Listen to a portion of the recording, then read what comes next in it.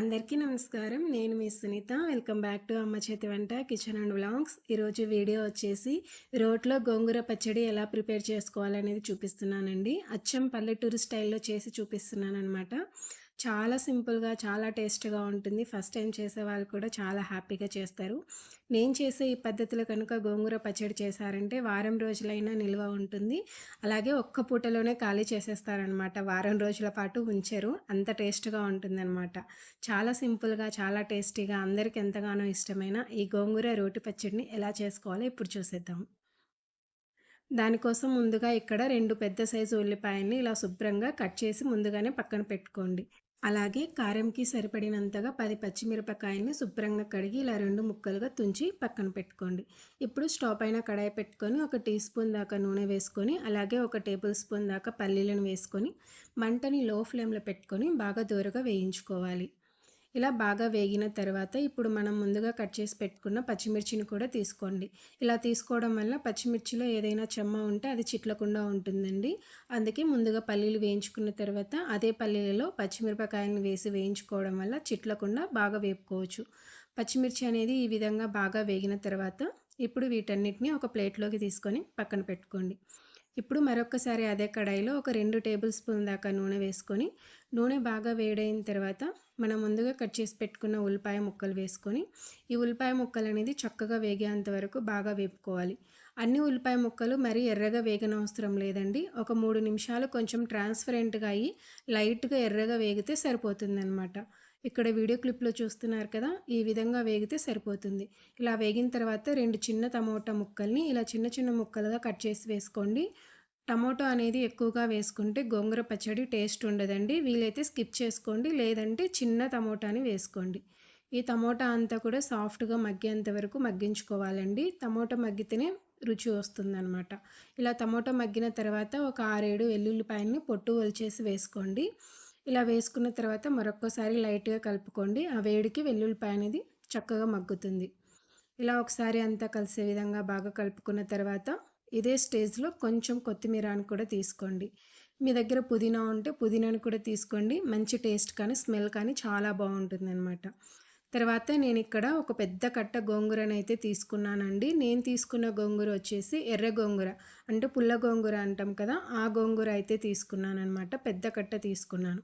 గోంగూరని శుభ్రంగా కడిగి మొత్తం ఒకేసారి తీసుకొని ఇలా నెమ్మదిగా కలిపామంటే కొంచెం మగ్గిపోతుందండి.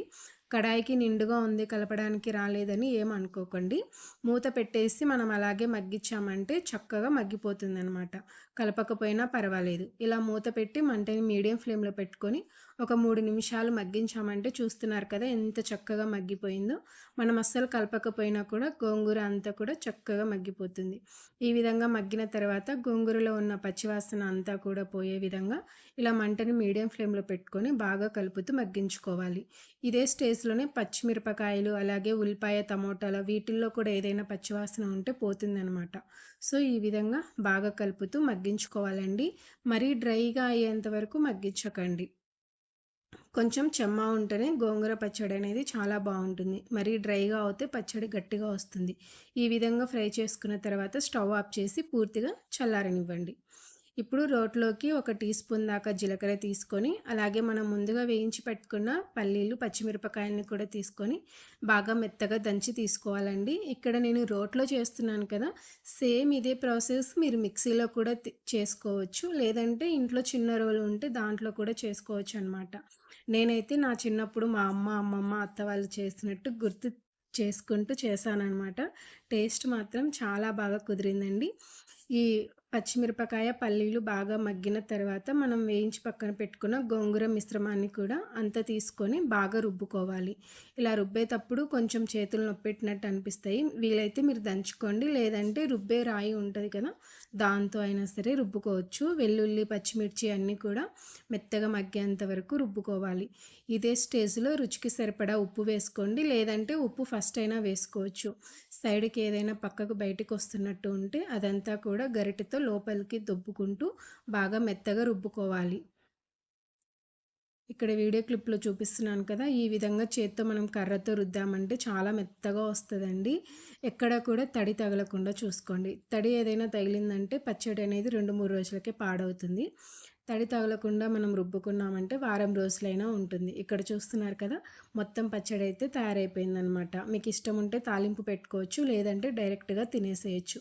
నేనిక్కడ తాలింపు పెడుతున్నాను. స్టవ్ పైన ఒక గిన్నెను పెట్టుకొని అందులోకి ఒక టీ స్పూన్ దాకా నూనె వేసుకొని కరివేపాకు, అలాగే ఎండుమిర్చి, పచ్చిమినపప్పు, శనగపప్పు, ఆవాలు, జీలకర్ర అన్నిటిని వేసుకొని ఒకసారి తాలింపంతా కూడా చక్కగా వేగేంత వరకు వేపుకోవాలి. ఈ తాలింపులో ఇంగువ అవసరం లేదండి. గోంగూరలో ఉండే ఆ కొత్తిమీర, పుదీనా ఫ్లేవరే చాలా బావుంటుంది. మీకు ఇష్టం ఉంటే ఇంగువ కూడా వేసుకోవచ్చు. తాలింపు చక్కగా వేగిన తర్వాత మనం ప్రిపేర్ చేసి పెట్టుకున్న గోంగూర పేస్ట్ అంతా గూడా వేసి తాలింపంతా చక్కగా పట్టే విధంగా బాగా కలుపుకొని ఒక 2 నిమిషాల పాటు మీడియం ఫ్లేమ్‌లోనే మగ్గనివ్వండి.